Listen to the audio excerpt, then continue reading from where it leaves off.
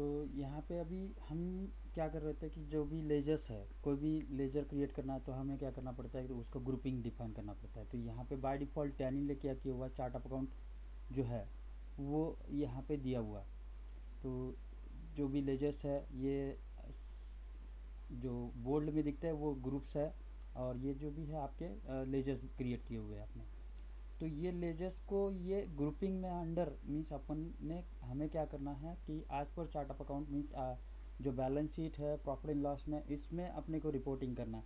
तो उसका जो चार्ट है वही चार्ट में हमें पूरा सेट करना है। जो भी अकाउंटिंग रिपोर्टिंग करना है वो रिपोर्टिंग पूरा हमें बैलेंस शीट और प्रॉफिट एंड लॉस के फॉर्मेट में देना है। तो एज पर इनकम टैक्स के हिसाब से जो फॉर्मेट्स है उसी को हम चार्ट ऑफ अकाउंट बोलते हैं। तो वो चार्ट ऑफ अकाउंट यहाँ पे टैली ने बाय डिफ़ॉल्ट दिया हुआ है, बट इसको हमें सिर्फ मैपिंग करने आना चाहिए। तो मैपिंग के लिए हमें चार्ट ऑफ अकाउंट पहले मालूम होना चाहिए कि क्या रहता है। तो जो भी हम लेजर बनाएंगे उसका इफेक्ट कहाँ पे देना है हमें, वो हमें मालूम होना चाहिए। ओके, तो जैसे यहाँ पे असेट्स और लाइबिलिटीज़ यहाँ पे डिफाइन किए हुए हैं, ये वर्टिकल बैलेंस शीट के फॉर्मेट में दिया हुआ, वही मैं आपको समझाना चाहता हूँ कि चार्ट ऑफ अकाउंट एक्चुअल में क्या है। ओके, तो यहाँ पे मैं एक्सेल में आपको पूरा इन्फॉर्मेशन देता हूँ।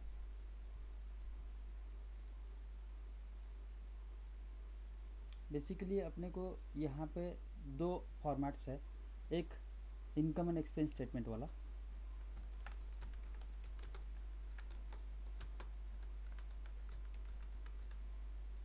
ओके, और दूसरा जो है जो इनकम और expenses that means receipt and payment, ये छोड़ के बाकी जो बचा हुआ है दैट इज़ बैलेंस शीट। तो हमें इनकम एंड एक्सपेंस को ही हमने क्या किया हुआ है एज पर इनकम टैक्स के ऐप के हिसाब से जो हमें रिपोर्टिंग करना है, जो भी रिपोर्टिंग करना है उसके लिए दो अकाउंट इनकम एक्सपेंस को हम बाइफरकेट करते हैं दो अकाउंटिंग फॉर्मेट में। उसको हम बोल सकते हैं कि प्रॉफिट ओरिएंटेड बिजनेस के लिए, प्रॉफिट ओरिएंटेड बिजनेस के लिए हमें क्या चाहिए, यहाँ पे दो अलग अलग अकाउंट में रिपोर्टिंग शो करना है जो इनकम एक्सपेंसेस है उसका। तो फर्स्ट है जिसको हम मैन्युफैक्चरिंग, अगर बिजनेस है तो मैन्युफैक्चरिंग अकाउंट बोलेंगे उसको, या अगर ट्रेडिंग बिजनेस है तो उसको हम ट्रेडिंग अकाउंट बोलेंगे। दूसरा जो है उसको हम बोलेंगे प्रॉफिट एंड लॉस अकाउंट।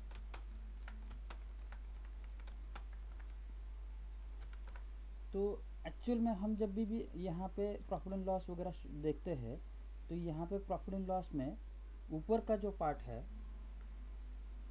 ऊपर का पार्ट ये है आपका trading account, manufacturing trading account, और नीचे का जो पार्ट है उसको प्रॉफिट एंड लॉस अकाउंट बोलते हैं अपन। ओके, तो यहाँ पे जो मैंने यहाँ पे लिखा है कि इनकम एंड एक्सपेंसेस सिर्फ यहाँ पे आ जाएंगे ये दोनों अकाउंट में। ओके, मैन्युफैक्चरिंग ट्रेडिंग अकाउंट या प्रॉफिट एंड लॉस अकाउंट ये दोनों भी क्या होगा, इनकम एंड एक्सपेंसेस आएंगे। As per nominal rule all the expenses and losses account debit. तो उसके हिसाब से यहाँ पे ये डेबिट साइड है तो ये डेबिट, तो ये क्रेडिट इधर का साइड, सेम दोनों को भी। तो डेबिट साइड में पूरे एक्सपेंसेस आएंगे, सेम प्रॉफिट एंड लॉस में भी यहाँ पे एक्सपेंसेस आएंगे, और ये साइड में क्रेडिट साइड में इनकम्स आएंगे। ओके, सिर्फ हमें ये अलग अलग दो अकाउंट क्यों बनाने हैं, दोनों में भी इनकम से एक्सपेंसेस आने वाले तो भी हम दो अलग अलग क्यों बना रहे हैं, तो हमें शो करना है कि हमारे बिजनेस में डायरेक्ट वाला पार्ट जो है, डायरेक्ट एक्सपेंसेस डायरेक्ट इनकम्स, हमें मैन्युफैक्चरिंग ट्रेडिंग अकाउंट मीन्स ऊपर के साइड में लिखना है, और नीचे इनडायरेक्ट वाले।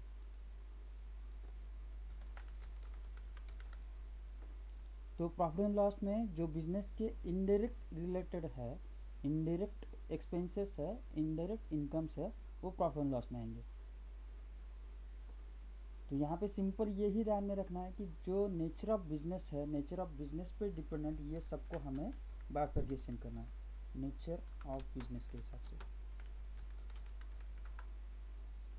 तो जो भी आपका बिजनेस है, मैन्युफैक्चरिंग है, ट्रेडिंग है, सर्विस ओरिएंटेड है, तो यहाँ पे हमें अगर प्रॉफिट ओरिएंटेड बिजनेस है आपका, प्रॉफिट ओरिएंटेड दैट मीन्स यहाँ पे आप सिर्फ कमाने के लिए बिजनेस कर रहे हैं, आपका खुद का बिजनेस है तो ये नॉर्मली हम कमाने के लिए कर रहे हैं, तो वो जो भी है आपका ये फॉर्मेट में ही आपको शो करना है। Manufacturing trading account, profit and loss account और बैलेंस शीट, जो बैलेंस है वो सब बैलेंस शीट में आएगा। अगर आपका बिजनेस नॉन प्रॉफिट ओरिएंटेड में आता है तो उस वक्त हम इनकम एंड एक्सपेंस स्टेटमेंट बनाएंगे, सिर्फ इनकम्स एंड एक्सपेंस स्टेटमेंट बनाएंगे, उसमें सिर्फ इनकम्स और एक्सपेंसेस आएंगे। सीधा सीधा ये साइड में एक्सपेंसेस सीधे लिखेंगे, ये साइड में इनकम से लिखेंगे। उसको हमें बाइफरकेशन करने की ज़रूरत नहीं है, डायरेक्ट वाले कौन से है, इनडायरेक्ट वाले कौन से है नॉन ट्रेडिंग ऑर्गेनाइजेशन में। Hello, okay. तो जो एनजीओज है, नॉन ट्रेडिंग ऑर्गेनाइजेशंस है, जिनको प्रॉफिट ये कंसर्न नहीं रहता है, उनके लिए ये इनकम्स एंड एक्सपेंस स्टेटमेंट उसको बोलेंगे, और जो प्रॉफिट ओरिएंटेड है उनके लिए मैन्युफैक्चरिंग ट्रेडिंग अकाउंट और प्रॉफिट एंड लॉस अकाउंट आएगा। ओके। तो यहाँ पे जैसे नेचर ऑफ बिजनेस के हिसाब से मैं बात कर रहा हूँ, तो जो भी अपना सेल है, परचेस है, वो manufacturing trading that is trading related. तो यहाँ पे जो भी आपका परचेस है वो आपका डायरेक्ट एक्सपेंस है, जो भी सेल्स है वो आपका डायरेक्ट इनकम है। Okay. Same profit and loss में इनडायरेक्ट एक्सपेंसेस, जो भी आप सैलरीज प्रोवाइड करते हैं, जो भी इलेक्ट्रिसिटी एक्सपेंस है, पेट्रोल एक्सपेंस है, टेलीफोन एक्सपेंसेस है, ये सब बिजनेस सपोर्टिंग है, बिजनेस सपोर्टिंग है। तो बिजनेस सपोर्टिंग जो भी है वो सब इनडायरेक्ट में आएंगे। मीन्स यहाँ पे सीधा सीधा ध्यान में रखना है कि जो अपना बिजनेस है वो बिजनेस, ट्रेड, इसके रिलेटेड जो खर्चा करेंगे वही ऊपर आएगा, इसको सपोर्टिंग जो करेंगे वो नीचे आएगा। मतलब मैंने मटेरियल अगर परचेस किया तो परचेस यहाँ पे ट्रेडिंग अकाउंट में आएगा, और ये परचेस के रिलेटेड मैंने ये दिल्ली से परचेस किया है, वो ट्रांसपोर्ट से आ रहा है मटेरियल, तो ये ट्रांसपोर्ट जो मैं परचेस के रिलेटेड पे कर रहा हूँ उसको हम कैरेज इनवर्ड बोलते हैं। ओके। तो वो कैरेज इनवर्ड जो है वो भी क्या हो गया, आपका डायरेक्ट एक्सपेंस हो गया। जैसे कि मैन्युफैक्चरिंग बिजनेस है आपका, मैन्युफैक्चरिंग बिजनेस में कोई भी प्रोडक्ट मैन्युफैक्चर करना है तो वहाँ पे हमें मशीनरी लगेगी, मशीनरी में वो वर्क करने के लिए वहाँ पे एक वर्कर लगेगा जिसको हम लेबर बोलते हैं, और उसको लेबर को हम डेली पेमेंट या वीकली पेमेंट करते हैं। तो वो डेली वीकली जो पेमेंट करते हैं उसको हम लेबर चार्जेस बोलते हैं या वेजेस बोलते हैं। तो वो जो भी वेजेस है वो भी अपने क्या है, डायरेक्ट एक्सपेंस है। ओके। तो इसके साथ जो हम ये ऑर्गेनाइजेशन मेंटेन करने के लिए या ये बिजनेस कंटिन्यू करने के लिए हम जो भी ऑफिस एक्सपेंसेस के करते हैं, जिसको हम सैलरीज वगैरह बोलते हैं, क्योंकि मैनेजर ये बिजनेस कंडक्ट करने के लिए एक सुपरवाइज़र बोल के वर्क करता है, तो वो मैनेजर को हम सैलरी प्रोवाइड करते हैं, वो सपोर्टिंग हो गया। तो वो सैलरी किधर आएगी, इनडायरेक्ट में। Same printing and stationery expenses रहेंगे या इलेक्ट्रिसिटी एक्सपेंस रहेगा। अभी इलेक्ट्रिसिटी एक्सपेंस जो अगर एक्चुअल हम फैक्ट्री में वर्किंग करने के लिए यूज कर रहे हैं तो वो डायरेक्ट एक्सपेंस होगा। अगर वो ऑफिस वर्कर के लिए यूज़ कर रहा है, कंप्यूटर के लिए यूज़ कर रहा है, ऑफिशियल वर्क के लिए, तो वो इनडायरेक्ट एक्सपेंस में आएगा। ओके। तो यहाँ पे बाइफरकेशन ये नेचर ऑफ बिजनेस के हिसाब से इम्पोर्ट करना है। तो यहाँ पे ये वर्ड सबसे इम्पोर्टेंट है, नेचर ऑफ बिजनेस। कभी भी हमें बाइफरकेशन करते समय डायरेक्ट और इनडायरेक्ट में कन्फर्म करना है, तो उसके लिए हमें नेचर ऑफ बिजनेस कभी भी ध्यान में रखना है। तो सिंपल यहाँ पे ये चार्ट हो गया, एक जस्ट लाइक चार्ट। इसमें और एक चीज़ आती है, जो भी ओपनिंग स्टॉक है वो ओपनिंग स्टॉक यहाँ पे लिया जाता है मैन्युफैक्चरिंग ट्रेडिंग अकाउंट में, और क्लोजिंग स्टॉक यहाँ पे क्रेडिट में लिया जाता है। ओके। अब बचा पार्ट है बैलेंस शीट का।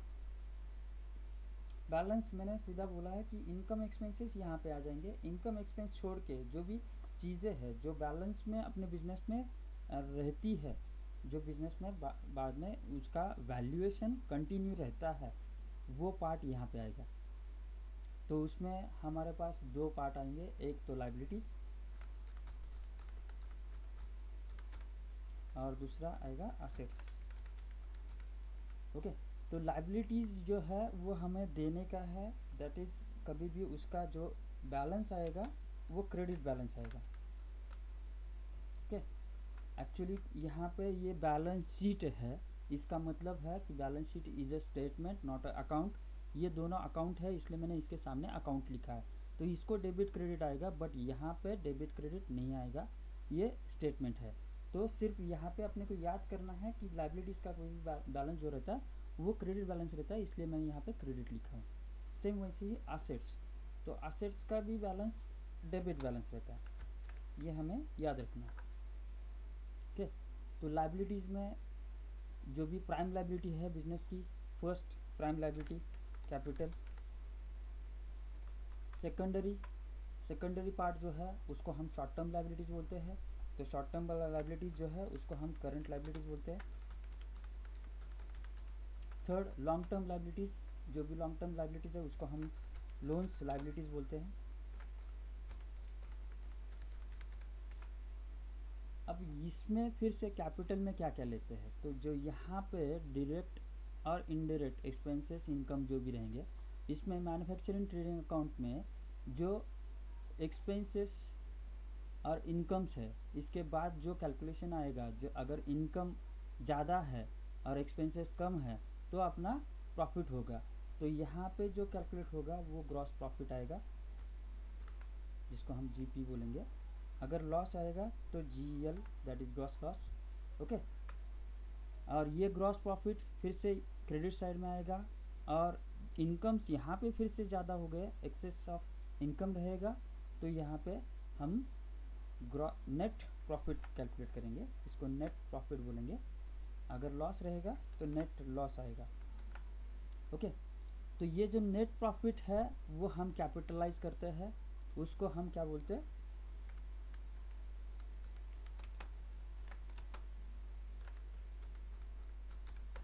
Reserve and surplus. जो नेट प्रॉफिट है इसको हम कैपिटलाइज करते हैं तो उसको हम रिजर्व एंड सरप्लस बोलेंगे।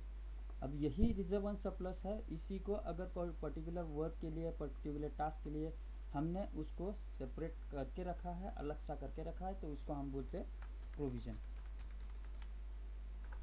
और ये कैपिटल जो भी रिजर्व है, जो भी प्रोविजंस है, इसके माध्यम से अगर कोई हमें इनकम मिलता है, ओके, तो उसको हम कैलकुलेट बोलते हैं यहाँ पे रिटेन अर्निंग्स। ओके, तो ये मेन ग्रुप हो गया कैपिटल। ओके,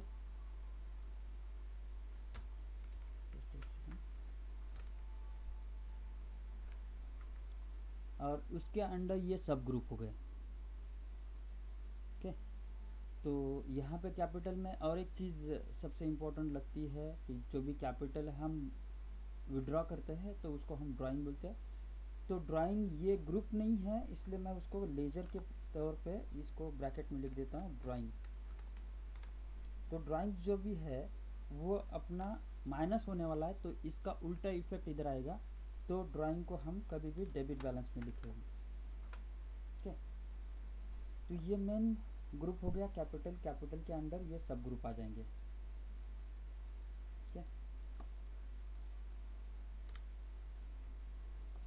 तो कैपिटल में reserve and surplus, provision, retained earnings, drawings.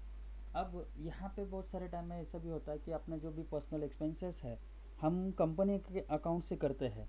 जैसे कि बहुत सारे लोग क्या करते हैं कि करंट अकाउंट में से ही, करंट अकाउंट बोले तो ये कंपनी का अकाउंट रहता है, तो करंट अकाउंट से ही बहुत सारे पेमेंट जो है पर्सनल पेमेंट्स भी कर देते हैं। जैसे कि जिनका प्रोप्राइटरशिप बिजनेस है, इंडिविजुअल बिजनेस है, वो करंट अकाउंट को भी एज अ सेविंग अकाउंट के जैसे ही यूज़ करते हैं। तो वो क्या करते हैं, LIC का प्रीमियम है, इंश्योरेंस का प्रीमियम है, या रेंट का पेमेंट है, खुद का कुछ घर का ग्रोसरी या अदर एक्सपेंसेस है, उसका पेमेंट यहाँ से कर देते हैं।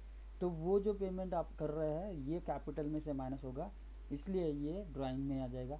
तो उसको कभी हम ड्राइंग बोल सकते हैं, या कभी यहाँ पे LIC पेमेंट लिख देते हैं, तो LIC पेमेंट यहाँ पे डेबिट हो जाएगा अगर पर्सनल का रहेगा तो।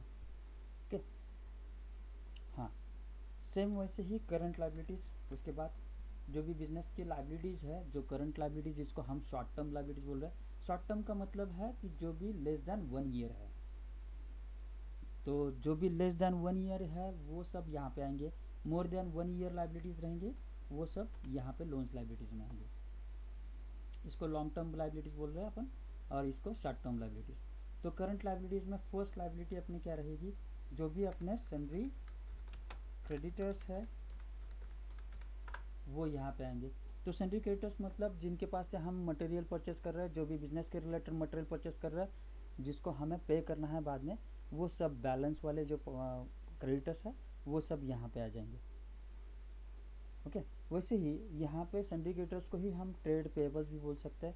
तो अगर इसको ट्रेड पेबल्स बोल दिया तो जो भी बिल्स बाकी है, जैसे कि इलेक्ट्रिसिटी बिल बाकी है या अदर एक्सपेंसेस बिल पेबल बाकी है, तो उसको हम बिल्स पेबल भी अलग सा कर सकते हैं। तो वो अगर बना है यहाँ पे, तो वो बिल्स पेबल ये भी लेजर है, इसलिए मैं उसको भी ब्रैकेट में लिख देता हूँ, बिल्स पेबल्स। तो वो भी करंट लायबिलिटीज़ का ही पार्ट है, बिल्स पेबल्स। ओके, उसके साथ जो भी गवर्नमेंट के टैक्सेस है, ड्यूटीज़ एंड टैक्सेस, जैसे कि GST है, TDS है, TCS है, ये सब हमें गवर्नमेंट को पे करना है। और लेस देन 1 ईयर है, क्योंकि बहुत सारे का टाइम पीरियड जो रहता है 1 मंथ का रहता है, maximum 1.5 month, 45 days, 60 days, 90 days, 90 days के बीच में अपने को पे करना है, नहीं तो पेनल्टीज़ वगैरह ये सब चालू होते हैं।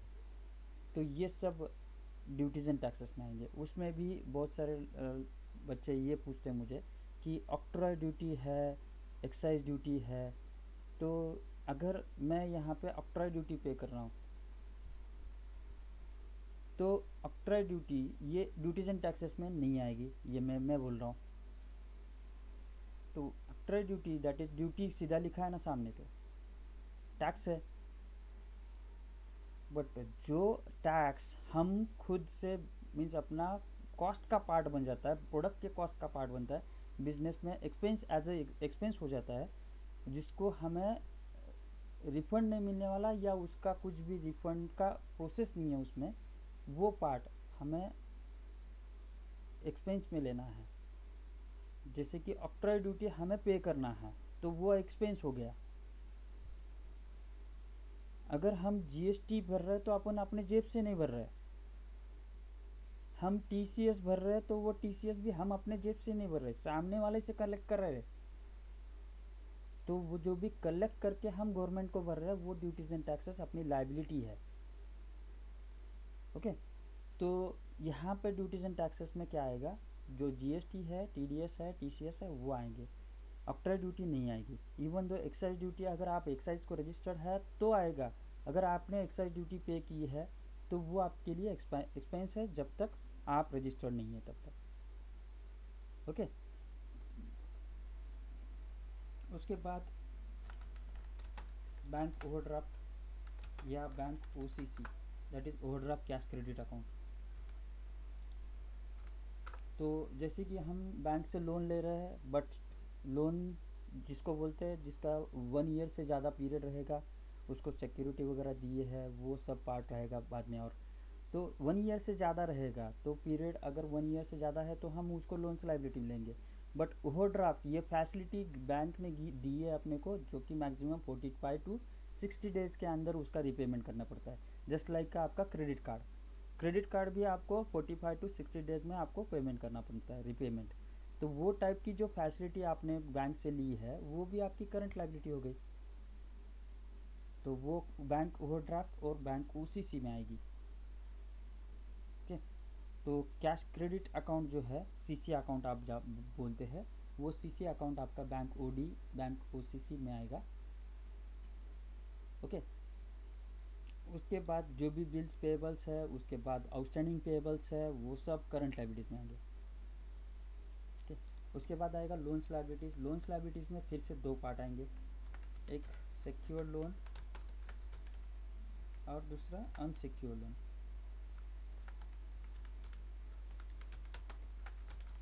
अब इसमें मैंने बोला था सिक्योर्ड लोन अनसिक्योर्ड में क्या रहता है, तो जिसको हमने यहाँ पे 3 कंडीशन चेक करना है। तो फर्स्ट, एक तो फाइनेंशियल इंस्टीट्यूशन से लिया होगा, दूसरा मोर देन 1 ईयर पीरियड रहेगा, तीसरा उसको सिक्योरिटी प्रोवाइड की होगी। ये तीनों कंडीशंस अगर फॉलो करता है तो उसको हम सिक्योर्ड बोलेंगे।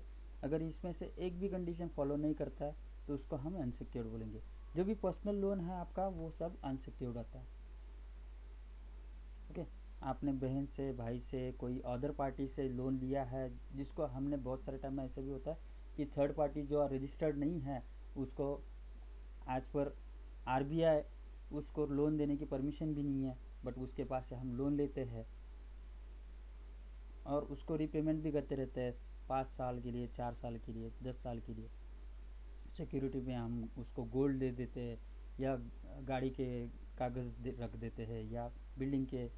बट ये अगर सिक्योरिटी भी दी है, मोर देन 1 ईयर भी है, बट वो फाइनेंशियल इंस्टीट्यूशन नहीं है जो लोन प्रोवाइड कर सकता है। एक कंडीशन फॉलो नहीं हुए हैं तो उसको हम अनसिक्योर्ड में डाल देंगे। तो ये 3 कंडीशंस यहाँ पे चेक करनी है, सिक्योर्ड किसको और अनसिक्योर्ड किसको। ओके, तो फर्स्ट है financial institution, second 1 year above उसका टेन्योर चाहिए, थर्ड उसको सिक्योरिटी देना चाहिए। ओके, उसके बाद लास्ट वाला लाइबिलिटी का पार्ट आता है, उसको हम बोलते हैं कॉन्टीजेंट लाइबिलिटी।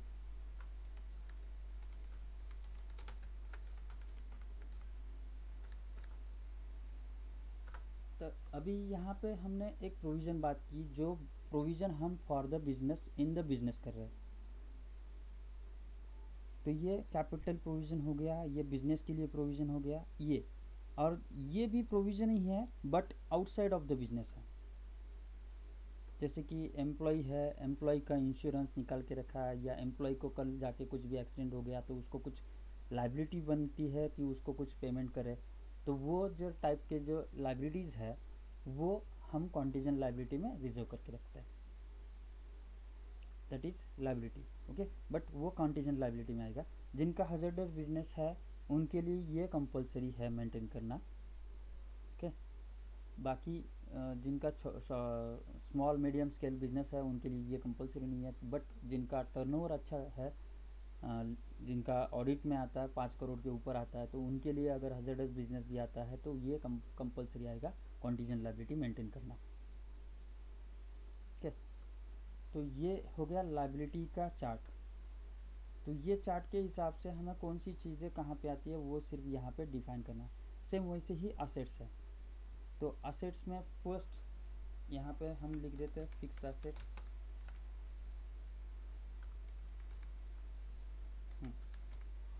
दूसरा है करंट असेट्स, तीसरा है इन्वेस्टमेंट, और उसके बाद है मिसलेनियस एक्सपेंसेस असेट्स। ओके, तो यहाँ पे मैंने जैसे इसका बाइफर्केशन किया था करंट लायबिलिटीज़ और लोन्स लायबिलिटी का। जैसे करंट लायबिलिटीज़ को मैंने जो भी शॉर्ट टर्म लायबिलिटीज़ है उसको हमने करंट लायबिलिटीज़ में डाला था, जो भी लॉन्ग टर्म लायबिलिटीज़ है उसको लोन्स लायबिलिटीज़ में। वैसे यहाँ पे भी उसके कुछ रूल्स है। फर्स्ट ऑफ ऑल हमें एसेट किसको बोलते हैं वो याद करना पड़ेगा। तो एसेट्स का डेफिनेशन जो है रियल का, अब रियल का क्या डेफिनेशन है, जो भी टेंजिबल और इंटेंजिबल गुड्स है, टेंजिबल और इंटेंजिबल गुड्स हैविंग वैल्यू, ये वर्ड इम्पोर्टेंट है। तो अगर उसकी वैल्यू है और वो टेंजिबल इंटेंजिबल गुड्स है तो उसको हम रियल बोलते हैं, तो उसी को हम एसेट बोलेंगे। उसके साथ और एक कंडीशन है which generates revenue for the business and in the business। जो रिवेन्यू जनरेट करता है एसेट जो भी है वो बिजनेस में कमा के देती है, रिवेन्यू जनरेट करके देती है, और वो बिजनेस के लिए और बिजनेस की ही है, in the business for the business है, तो उसको हम असेट बोलेंगे। ओके, अब इसके बाद ये अगर दोनों कंडीशंस फॉलो होती है तो हम चेक करेंगे थर्ड कंडीशन, अगर इसका टेन्योर जो है, टेन्योर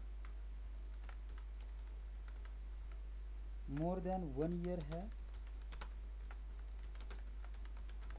तो इसको हम फिक्स्ड एसेट बोलेंगे। अगर टेन्योर लेस देन 1 ईयर है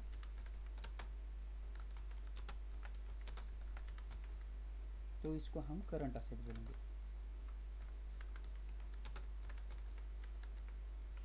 तो जैसे कि आपने यहाँ पे बोला कि फिक्स्ड एसेट में मशीनरीज है, कंप्यूटर है, बिल्डिंग है, ये सब टेंजिबल भी है, जो बिजनेस के लिए कमा के भी देती है, और मोर देन 1 ईयर है, मोर देन 1 ईयर है, तो उसको हम फिक्स्ड एसेट बोलेंगे।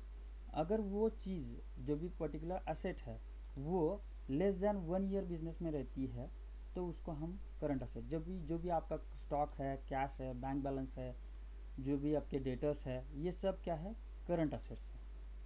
तो यहाँ पे करंट एसेट में क्या आएगा, stock in hand, bank balance that is bank account. अब ये बैंक अकाउंट कौन सा वाला, जो भी करंट अकाउंट है या आपका सेविंग अकाउंट है वो वाला। ओके, तो करंट अकाउंट और सेविंग अकाउंट का जो भी है बैलेंस वो बैंक अकाउंट का यहाँ पे करंट असेट में लेंगे। उसके बाद जो भी आपके सन्ड्री डेटर्स है, तो आपके कस्टमर्स जो भी है वो यहाँ पे सन्ड्री डेटर्स करंट असेट में आएंगे। वैसे ही अगर आपने किसी को लोन दिया हुआ, एडवांस दिया हुआ, तो वो जो भी है वो यहाँ पे आएगा करंट असेट में, loans advances asset. Okay, loans and advances assets. Same वैसे ही जो भी आपने शॉप वगैरह रेंट पे लिया होगा तो उसके लिए आपने डिपॉजिट दिया होगा, तो वो डिपॉजिट्स असेट्स ही है। ओके, और नॉर्मली रेंट वगैरह इसके रिलेटेड जो भी एग्रीमेंट्स बनते हैं 11 मंथ्स के बनते हैं, तो लेस देन 1 ईयर उसका एग्रीमेंट हो गया तो उसका डिपॉजिट का पीरियड भी आपका लेस देन 1 ईयर हो गया। ठीक है, इसके बाद जो भी आपके बिल्स रिसीवेबल्स है,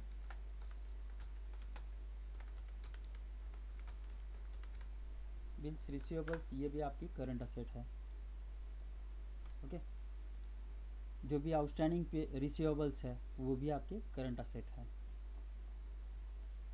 प्रीपेड एक्सपेंसेस ये भी क्या है, आपका करंट असेट ही है। ठीक है, तो फिक्स्ड असेट में क्या होगा, मशीनरी, कंप्यूटर, फर्नीचर, ये सब फिक्स्ड असेट में आएंगे। तो इसकी लिस्ट बहुत बड़ी है, जो भी आपके बिजनेस के रिलेटेड है, टेंजिबल है, इंटेंजिबल है, बट उसकी वैल्यू है और वो बिजनेस के लिए रिवेन्यू जनरेट करके देते हैं, बिजनेस में ही है, और उसका मोर देन 1 ईयर टेन्योर है तो उसको हम फिक्स्ड असेट में लेंगे। अगर उसका टेन्योर लेस देन 1 ईयर है तो उसको हम करंट असेट में लेंगे। इसके साथ अगर वो रिवेन्यू जनरेट करता है, नेक्स्ट कंडीशन है जनरेट्स रिवेन्यू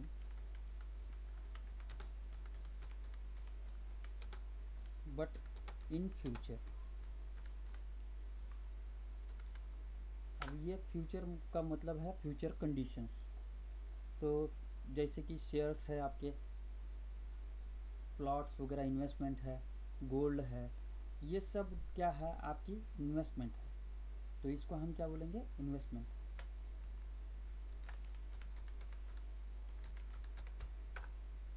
तो यहाँ पे आपके shares, mutual funds, plots, flats जिसमें आप इन्वेस्टमेंट कर रहे हैं, वो सब इधर इन्वेस्टमेंट बोल के आएगा। ओके, अब लास्ट पार्ट है इसी में, अगर वो रिवेन्यू जनरेट नहीं करता, if no revenue,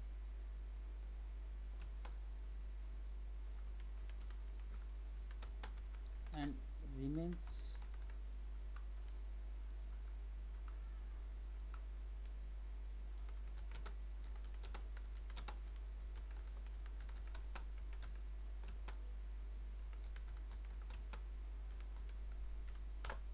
as a scrap value, remains in the business as a scrap value। Business में उसकी कुछ ना कुछ वैल्यू बाद में बच जाती है, वो सब मिसलेनियस एक्सपेंसेस एसेट। तो नॉर्मली आपका जो मोबाइल फ़ोन है, मोबाइल फ़ोन आपने बिजनेस के लिए लिया है, बट एक्चुअली वो फिक्स्ड एसेट नहीं हो सकता, क्योंकि आपका नेचर ऑफ बिजनेस के हिसाब से आपका वो एक तो स्टॉक भी नहीं हो रहा, क्योंकि वो आप परचेस कर रहे हैं, सेल कर रहे हैं, ना वो प्रोडक्शन के लिए यूज़ कर रहा है एज ए मशीनरी बोल के। तो वो तो आपका बिजनेस के लिए वो रिवेन्यू जनरेट करने वाला पार्ट नहीं है। उसमें मोर देन 1 ईयर भी रह गया तो भी उसके बाद उसकी जो वैल्यू है मोबाइल फ़ोन की, वो स्क्रैप वैल्यू बच जाएगी। तो वो जो मोबाइल फ़ोन है आपके लिए एक्चुअली मिसलेनियस एक्सपेंस एसेट में आ जाएगा। सेम वैसे ही अगर आपने ऑफिस में सीलिंग फैन लगाया हुआ है, या वॉल क्लॉक लगाया हुआ है, या जो भी डेकोरेशन के लिए बहुत सारा एक्सपेंस करते हैं, तो वो जो भी एक्सपेंस है वो मिसलेनियस एक्सपेंस एसेट जिसकी वैल्यू बाद में बिजनेस में बच जाती है, वो सब मिसलेनियस एक्सपेंसेस। तो ये जो चार्ट ऑफ अकाउंट है, इतना अगर हमें याद आ गया तो इसके हिसाब से हम ग्रुपिंग कर सकते हैं। हमें जो भी एक्सपेंसेस अपन कर रहे हैं या इनकम्स है या जो भी बिजनेस का पार्ट है, as capital, fixed asset, current liabilities, current assets, इसमें हमें क्लासिफाई करने के लिए ये चार्ट ऑफ अकाउंट इंपॉर्टेंट है। ये चार्ट ऑफ अकाउंट के हिसाब से हम उसको क्लासिफाई कर सकते हैं। वैसे ही उसके एक्ट पर, इनकम टैक्स एक्ट के हिसाब से बैलेंस शीट और प्रॉफिट एंड लॉस प्रिपरेशन करने के लिए ये चार्ट ऑफ अकाउंट इंपॉर्टेंट है। सेम वैसे ही यही चार्ट ऑफ अकाउंट के हिसाब से भी आपके जो भी जर्नल एंट्रीज़ है वो जर्नल एंट्रीज़ भी इजीली कर सकते हैं। जैसे कि यहाँ पे मैंने ये चार्ट ऑफ अकाउंट बनाया हुआ है, ये गोल्डन रूल के हिसाब से ही बनाया हुआ है कि मैंने ऑलरेडी बोला था कि नॉमिनल का रूल यहाँ पे यूज़ हुआ है, यहाँ पे रियल का रूल यूज़ हुआ है। तो डेबिट जो भी एसेट्स है उसको डेबिट किया हुआ है। ओके, तो यहाँ से भी हम उसको जो भी एंट्रीज़ है, जनरल एंट्रीज़ है, उसको भी हम यहाँ पे जनरल में कर सकते हैं। तो जस्ट एग्जांपल के लिए अगर समझो कोई भी मैंने परचेज़ किया है, तो हम क्या बोलते हैं कि परचेज गुड्स वर्थ ₹1000। अब परचेस गुड्स ₹1000, इसमें हमें क्या करना है, पहले तो बाइफरगेट करना है, मीन्स डिवाइड करना है और फिर रूल लगाना है। तो पहले अगर डिवाइड कर रहे हैं ये परचेस के स्टेटमेंट में, कि मैंने जो स्टेटमेंट बोला परचेस गुड्स वर्थ ₹1000, इसमें से हम डिवाइड क्या कर रहे हैं, तो एक तो परचेस अकाउंट आएगा और ₹1000 दैट मीन्स कैश वैल्यू आ गया। ओके, अब दोनों का वैल्यू तो सेम ही है, क्योंकि वैल्यू तो 1000 बोला, परचेस 1000 का है और कैश भी 1000 जा रही है। ओके, तो ये परचेस ऑलरेडी मैंने यहाँ पे बोला कि परचेस इधर आता है, तो इसके हिसाब से ये डेबिट है ऑलरेडी, और कैश यहाँ पे आएगा, हमने लिखा नहीं है यहाँ पे तो बोल के कैश इन हैंड। ओके, तो ये कैश इन हैंड यहाँ पे आएगा। तो ये कैश एक्चुअली में क्या हो रहा है, माइनस हो रहा है, तो उस इसका उल्टा इफेक्ट आएगा, तो यहाँ पे कैश क्रेडिट होगा। तो चार्ट ऑफ अकाउंट के हिसाब से भी आप जर्नल एंट्रीज इजीली कर सकते हैं। जैसे कि दूसरा एग्जांपल अगर चेक करेंगे, कि यहाँ पे मैंने बोला कि परचेस्ड फर्नीचर ऑफ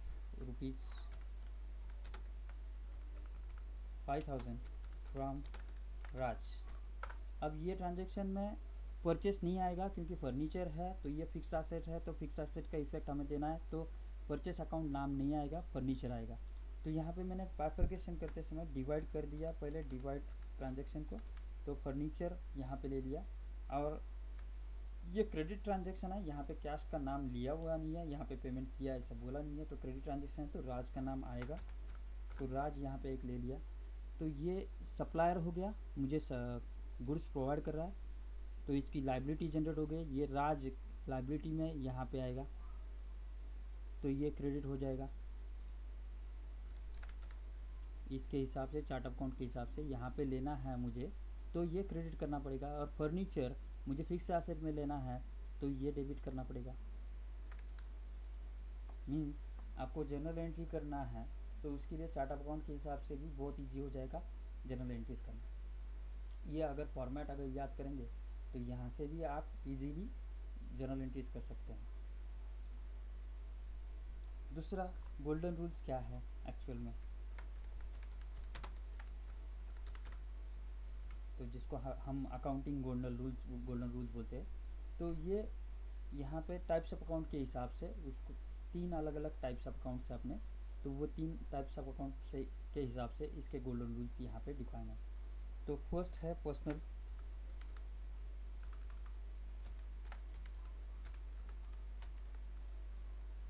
एक सेकंड,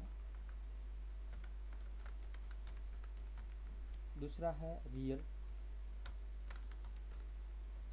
और तीसरा है नॉमिनल। ओके, तो ये अपने 3 टाइप्स ऑफ अकाउंट्स है। 3 टाइप्स ऑफ अकाउंट के हिसाब से, इसके नेचर के हिसाब से इसका रूल डिफाइन किया हुआ है। पर्सनल मतलब क्या है, जो भी पर्सन है। अब पर्सन का डेफिनेशन क्या दिया हुआ है, person means any live thing.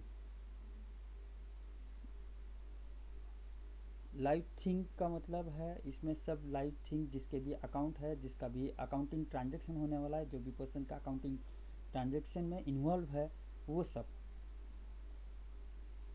Okay, उसके साथ उसके अपने अकाउंट के हिसाब से पर्सन का डेफिनेशन है artificial person, judicial person, proxy, attendant, ये सब को भी हम पर्सन ही बोलते हैं। तो आर्टिफिशियल पर्सन मतलब जो भी बैंक है, कंपनीज है, कोऑपरेटिव सोसाइटीज़ है, ये सब पर्सन में आएंगे। तो उनको सब के लिए रूल है, जो भी हम 2 पर्सन के बीच में जो भी एक्टिविटी होगी, जो भी नेचर के वर्क होगा, एक तो एक पर्सन दे रहा होगा, एक ले रहा होगा, तो जो भी हु इज रिसीवर उसको हम डेबिट कर देते हैं। ये रूल है गोल्डन रूल। ओके, और जो भी हु इज गिवर उसको हम यहाँ पे क्रेडिट कर देते हैं। सेम वैसे ही यहाँ पे रियल का रूल है। रियल मतलब क्या है, यहाँ पे ऑलरेडी मैंने बोला था, tangible intangible goods having value. Having value ये वर्ड इंपॉर्टेंट है। वैल्यू नहीं है तो अपन हम कोई भी चीज़ अकाउंट में लेने वाले नहीं है। ठीक है, तो यहाँ पे जो भी गुड्स है, जो भी एसेट्स है, वो सब हम यहाँ पे रियल में लेंगे। तो टेंजिबल इंटेंजिबल गुड्स के हिसाब से जो भी गुड्स आ रही है या जा रही है, यही नेचर है उसका। तो उस वो नेचर के हिसाब से व्हाट कम्स इन उसको हम यहाँ पे डेबिट करेंगे, और व्हाट गोज़ आउट उसको हम यहाँ पे क्रेडिट करेंगे। तो ये रियल के रूल के हिसाब से हो गया। वैसे सेम नॉमिनल का मतलब है नॉमिनल, ओनली फॉर नेम। अब यहाँ पे ओनली फॉर नेम हम क्या लेते हैं, जो भी एक्सपेंसेस है, इनकम्स है, उनको हम नाम देते हैं। कि मैंने बोला कि मैंने गुड्स परचेस किए, तो गुड्स मेरे पास आए, बट उसको मैंने नाम क्या दिया, परचेस। गुड्स मैंने सेल किया, मैंने गुड्स दे दिए, बेचा, उसको हम क्या बोल रहे हैं, सेल। वैसे सेम मैंने क्या किया कि स्वारगेट से लेके ऑफिस तक आ गया, तो वहाँ से मैं जो भी फेयर पे किया, ऑटो फेयर पे किया, उसको हम क्या बोल रहे हैं, transport expenses, travelling expenses, auto fair expenses. तो उसको हम जो भी नाम दे रहे हैं, वो सब नाम के लिए जो भी एक्सपेंसेस है या इनकम्स, जैसे कि आप कैश मिल गया आपको जहाँ पे आप काम करते थे, तो वो एज अ सैलरी बोल के उन्होंने आपको पेमेंट किया है, तो वो सैलरी ये भी एक नाम के लिए रखा हुआ नाम है, अकाउंट है। तो वो सैलरी है, वेजेस है, या आपको लॉटरी लग गई है, लॉटरी बोलते हैं आप उसको, तो वो भी एक इनकम है। तो जो भी इनकम्स है या एक्सपेंसेस है, वो सब किधर आएंगे, नॉमिनल में। तो उसका रूल क्या है, all the expenses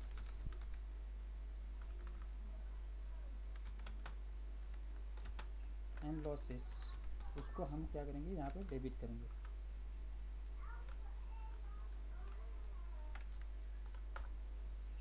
all the expenses and losses account debit, all the incomes and gains account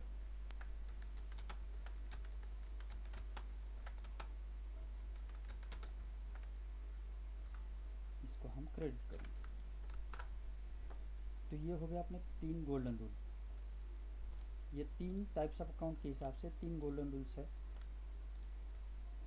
अब आपको जर्नलाइज करना है एंट्री, तो एक तो चार्ट ऑफ अकाउंट यूज़ करो या गोल्डन रूल यूज़ करो, दोनों से भी आप एंट्री जो भी ट्रांजेक्शन है उसको जर्नलाइज कर सकते हैं ईजिली।